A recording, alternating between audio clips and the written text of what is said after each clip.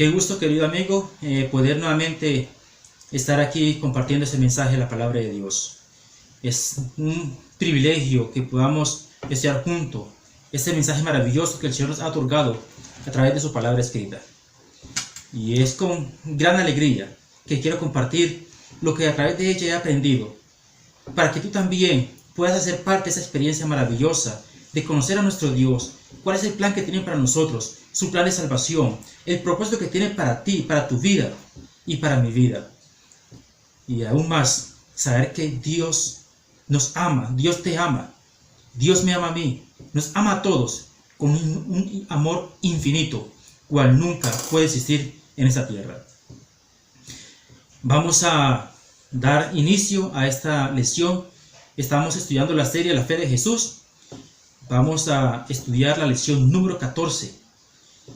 Pero antes de que entremos en este tema, quiero que primero pidamos la dirección de Dios para que Él sea quien nos enseñe su palabra a través del Espíritu Santo. Oremos.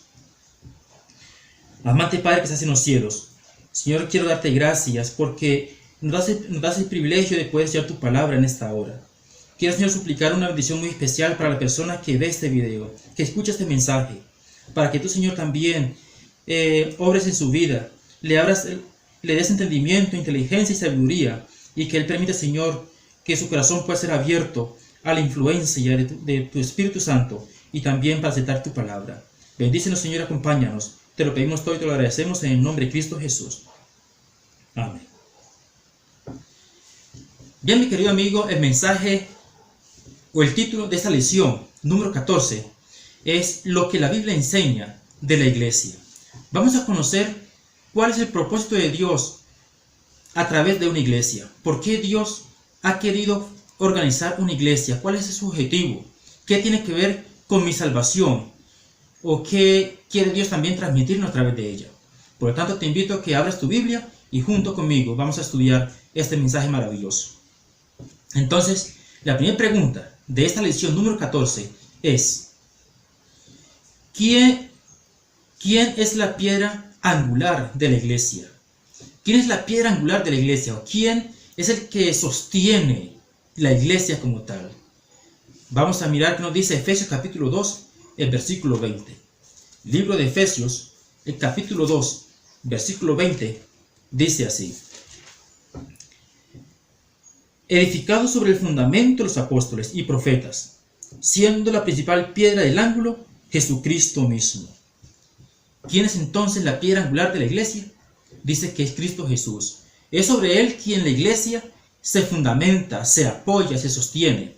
Es Jesús quien sostiene su iglesia. No es una persona, no es un líder religioso, no es ningún ser humano. Es Jesús quien sostiene, quien dirige su iglesia. Veamos entonces qué dice la segunda pregunta al respecto. ¿Cuáles son algunos de los dones que el Señor ha dado para la edificación de su iglesia? Dios quiere que su iglesia siga creciendo cada día más, pero para ello dio algunos dones. ¿Cuáles son esos dones que Dios ha dado? Entre muchos, vamos a ver algunos. Efesios capítulo 4, versículos 11 y 12. Allí mismo estamos leyendo el libro de Efesios, el capítulo 4, versículos 11 y 12, dice lo siguiente: y Él mismo constituyó a unos apóstoles, a otros profetas, a otros evangelistas, a otros pastores y maestros, a fin de perfeccionar a los santos para la obra del ministerio, para la edificación del cuerpo de Cristo. Entonces, ¿cuáles son algunos de los dones que Dios le dio a su iglesia? Bien, aquí dice que a uno los hizo apóstoles, a otros los hizo profetas, a otros los constituyó como evangelistas y a otros como pastores y maestros para edificar su iglesia. Estos entre algunos dones, porque hay muchos dones más. Aquí solamente enumeramos algunos, porque también está el don de la hospitalidad, el don de la oración, el don del servicio. Hay muchos dones que Dios ha dado a su pueblo, y tú y yo también tenemos un don que el Señor nos ha dado, y ese don que el Dios nos ha dado es para ponerlo a su servicio. Inclusive también el don del canto. Si tengo el don del canto, ese don de canto, de la música, debe ser dedicado a Dios porque es Dios quien nos da sus dones para edificar a su iglesia. Por lo tanto, no debo utilizar mis dones para agradar al enemigo de Dios, para agradar a Satanás, sino para agradar a Dios, quien fue quien me creó y quien me dio ese don. La tercera pregunta: ¿cuál es la triple misión de la iglesia? La iglesia de Dios tiene tres misiones fundamentales, siguiendo el ejemplo de Cristo Jesús, obviamente. Vamos a mirar entonces qué nos dice Mateo capítulo 4, versículo 23. Mateo 4, 23 dice así: y recorrió Jesús toda Galilea, enseñando en las sinagogas de ellos, y predicando el evangelio del reino, y sanando toda enfermedad y toda dolencia en el pueblo. ¿Cuál es la triple misión de la iglesia de Dios? Al igual que Jesús, enseñar, predicar y sanar. Es decir, debemos compartir, enseñar a otros lo que hemos aprendido. Y por eso yo estoy aquí también compartiendo contigo este mensaje, porque lo que yo he aprendido también debo compartirlo, enseñar. Y lo que tú hoy aprendes también debes compartirlo con otras personas. También el don de la predicación. Debo proclamar el mensaje de la segunda venida de Cristo Jesús, que Cristo Jesús viene pronto y que todas las señales que están cumpliéndose, es decir, todos los acontecimientos que suceden a nuestro alrededor, es una señal de que Cristo Jesús viene pronto, y eso debemos proclamarlo al mundo. Y por eso no puedo quedarme callado, y por eso tampoco tú puedes quedarte callado, porque lo que tú conoces debes enseñarlo y predicarlo a otras personas. Y tercero, la sanidad, de transmitir el mensaje de la salud. ¿Sabe? Como pueblo de Dios, como iglesia adventista del séptimo día, enseñamos y practicamos el mensaje de la salud. El mensaje de la salud, donde debemos cuidar nuestro cuerpo, debemos cuidarnos a nosotros mismos, debemos tener sumo cuidado con nuestra salud, porque también daremos cuenta a Dios por ello. Y por eso también enseñamos y ponemos en práctica el mensaje de la salud.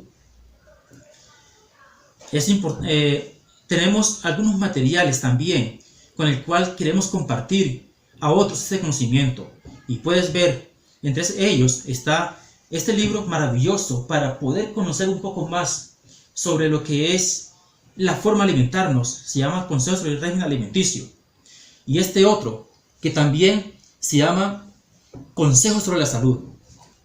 Entre otros más, porque el gran propósito de nosotros como pueblo de Dios es enseñar el evangelio, predicarlo al mundo que Cristo Jesús viene pronto, y también enseñar a las personas cómo debemos cuidar nuestro cuerpo. Y más adelante vamos a estudiar una lección específicamente sobre lo que es la salud y el mensaje que Dios quiere que conozcamos sobre el cuidado de nuestro cuerpo.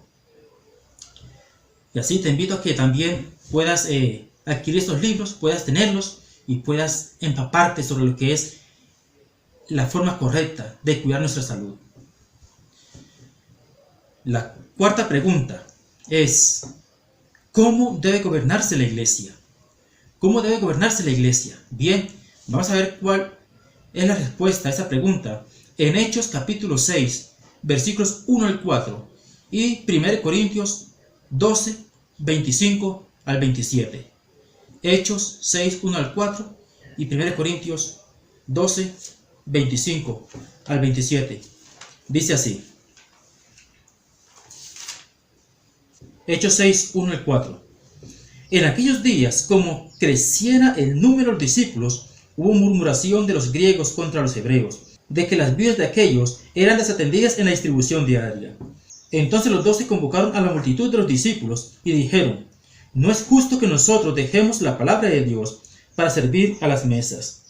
Buscad pues, hermanos, de entre vosotros a 7 varones de buen testimonio, llenos del Espíritu Santo y de sabiduría, a quienes encarguemos de este trabajo. Y nosotros persistiremos en la oración y en el ministerio de la palabra. Y 1 Corintios 12, 25 al 27 dice: para que no haya desaveniencia en el cuerpo, sino que los miembros todos se preocupen los unos por los otros.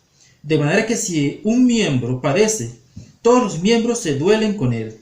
Y si un miembro recibe honra, todos los miembros con él se gocen. Vosotros pues sois el cuerpo de Cristo, y miembros cada uno en particular.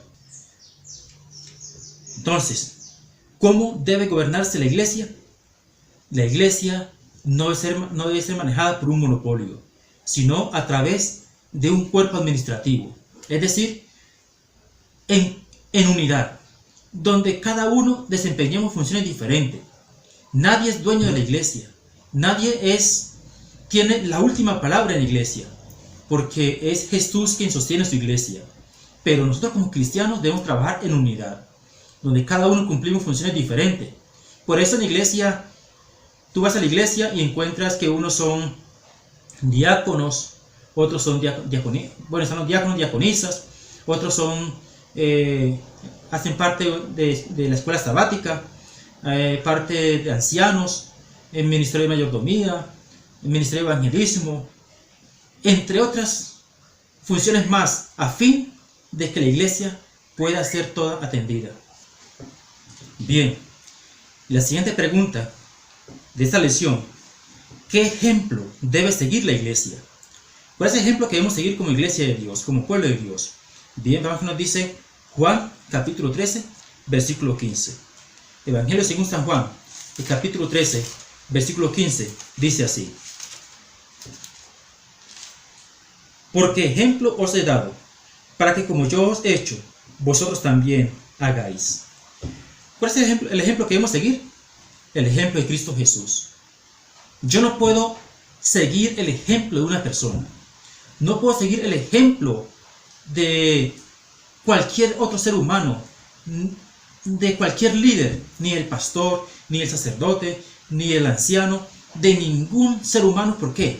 Porque todos los seres humanos somos tendientes a fracasar. Por más consagrado que sea, por más alto, por así decirlo, en cierta manera, rango que tenga en la iglesia, todos somos seres humanos sometidos a debilidades y en cualquier momento podemos fallar. Y si yo tengo mi mirada en el ejemplo del pastor, del anciano, del sacerdote o del hermano de la iglesia, cualquier persona, y esa persona un día falla, entonces voy a verme frustrado, voy a verme decepcionado y tal vez pueda abandonar los caminos de Dios. Pero es que mi mirada estaba puesta en un ser humano pecador igual que yo. Pero el Señor nos dice en su palabra que debemos seguir el ejemplo de Cristo Jesús, el modelo perfecto, el que no comete errores, nunca cometió errores, el que nunca pecó, y es el único que puede darte la salvación. Por eso, nunca te fijes en la conducta de una persona, de cualquier cristiano. No te fijes en la conducta, porque habemos muchos en la iglesia que nos llamamos cristianos, pero pocos son los que realmente pueden ser cristianos, porque hay muchas personas que simplemente se hacen llamar cristianos, pero que no son realmente convertidos al evangelio, y por lo tanto no puedes juzgar la conducta de una persona para seguir su ejemplo. Debes seguir el ejemplo de Cristo Jesús. Jesús nos dijo: porque ejemplo os he dado. Él no nos mostró qué ejemplo nos dio otra persona, fulano, no, solamente el ejemplo de Cristo Jesús. La sexta pregunta: ¿cuáles son las características de la iglesia verdadera? ¿Qué características tiene la iglesia verdadera? Bien, veamos que nos dice Apocalipsis, el capítulo 12, versículo 17. Apocalipsis 12, 17 dice así: entonces el dragón se llenó de ira contra la mujer, y se fue a hacer guerra contra el resto de la ascendencia de ella, los que guardan los mandamientos de Dios y tienen el testimonio de Jesucristo. Ya vimos en unas lecciones anteriores que este dragón, que es la serpiente antigua, es el diablo y Satanás. Y Satanás se llenó de ira contra la iglesia de Dios. Sabemos que en la profecía la mujer representa una iglesia. Que así Satanás se llenó de ira contra la iglesia de Dios y se fue a hacerle guerra a todos aquellos que guardan los mandamientos de Dios y tienen el testimonio de Jesucristo. Por lo tanto, una característica muy importante de la iglesia verdadera es que guarda los mandamientos de Dios y tiene el testimonio de Jesucristo. Y ya estuvimos estudiando acerca de los mandamientos de Dios, que es una ley que está vigente. Y como dice Juan en una de sus cartas, dice: si alguno dice que le ama y no guarda sus mandamientos, el tal es mentiroso y la verdad no está en él. Por lo tanto, la iglesia de Dios guarda los mandamientos de Dios y tiene el testimonio de Jesucristo, el ejemplo de Cristo Jesús, el don de profecía, que lo vamos a estudiar en la siguiente lección. La última pregunta: ¿qué don en particular poseerá la iglesia? Bien, vamos a ver qué nos dice Apocalipsis capítulo 19, versículo 10. Apocalipsis 19, 10 dice lo siguiente: yo me postré a sus pies para adorarle, y él me dijo: mira, no lo hagas, yo soy consiervo tuyo y de tus hermanos que retienen el testimonio de Jesús. Adora a Dios, porque el testimonio de Jesús es el espíritu de la profecía. ¿Cuál es el don particular que poseerá la iglesia? Bien, lo mencioné ahorita hace poco. Es el don de profecía. La iglesia de Dios cuenta con el don profético. Y ese don profético, nuevamente te repito, lo vamos a estudiar en la siguiente lección, para que no te la pierdas, sobre cómo Dios utiliza los profetas y cuál es su propósito por medio del don profético en la iglesia de Dios. Entonces, con lo que hemos estudiado, ¿qué debo hacer? Bien, miremos dos puntos importantes sobre lo que debemos hacer. Primero, unirme a la iglesia verdadera. Segundo, permanecer fiel y firme. Entonces, si hemos conocido sobre la iglesia de Dios, cuál es su ejemplo y sus características, entonces debo pedirle a Dios que me ayude a identificarla. Su iglesia, que guarde sus mandamientos, que siga su ejemplo. Y de esa forma entonces unirme a su pueblo y permanecer fiel y firme hasta que Cristo Jesús venga, sin importar las pruebas, las circunstancias, los problemas, el ejemplo o mal ejemplo que otros me den. Mi mirada debe estar siempre enfocada es en Cristo Jesús, que es el modelo perfecto que debo imitar. ¿Por qué lo digo? Porque aún en la iglesia de Dios, en la iglesia verdadera, hay muchas personas que no son verdaderos cristianos.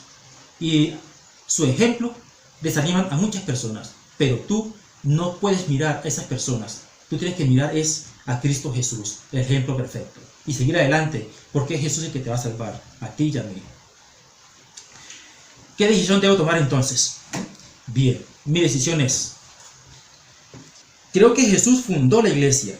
Deseo unirme a ella y ser fiel hasta el fin. ¿Saben? Yo estoy convencido de eso. Fue Jesús quien fundó su iglesia. Y por lo tanto, mi deseo es mantener unido a su iglesia y permanecer fiel también hasta el fin. Y deseo que también sea tu decisión en este momento.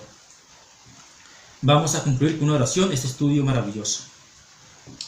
Amante Padre que estás en los cielos, Señor, te damos gracias porque nos permites estudiar sobre la iglesia que tú has establecido, a fin de que por medio de ella podamos conocerte más y mantener unidos como hermanos, y también poder conocer el plan de salvación. Señor, queremos pedirte sabiduría para que nos ayudes a identificar esa iglesia que tú has establecido, pero que al estar en ella, Señor, no veamos el ejemplo de muchas personas que no son verdaderos cristianos. Aunque no podemos juzgar quiénes son, pero aún hay muchas personas que nos dan mal ejemplo. Padre amado, ayúdanos a mirar el ejemplo de Cristo Jesús, que es el ejemplo perfecto, que es nuestro Salvador, y que nuestra lucha sea por salvarnos cada día. Padre amado, acompáñanos y bendícenos, y también bendice a la persona que ve este video, que escuche este mensaje. Bendícele, Señor, y ayúdale cada día por medio del Espíritu Santo poder conocer tu palabra, tus caminos, y también decidirse por Cristo Jesús. Te lo pedimos todo y te lo agradecemos en el nombre de Cristo Jesús. Amén. Bien, si te queda alguna duda sobre este mensaje, no dudes en escribirme, en hacérmelo saber, porque la idea es que todo pueda quedar lo más claro posible. Y así, si me das a conocer tus dudas, entonces podemos compartir más sobre esos mensajes que estamos estudiando. Dios te bendiga, Dios te acompañe en todo momento, y te espero para el siguiente video.